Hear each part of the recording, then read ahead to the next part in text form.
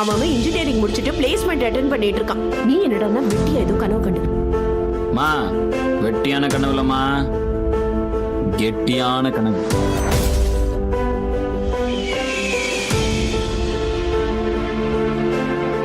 முதல் தடவை ஒரு பொண்ணை பார்த்து லவ் வராம பயம் வருதுங்கிற, இதெல்லாம் எவ்வளவு பெரிய ப்ராக்ரஸ் தெரியுமா? Now you become a man.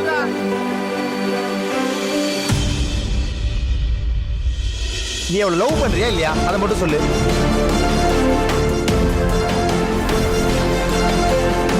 மியூசிக்ன்றது ஒரு ஹாபியா வச்சுக்கோ, அதையே ப்ரொஃபஷனா கெரியர் ஆக்கணும்னு ஆசைப்படாத, கஷ்டப்படு.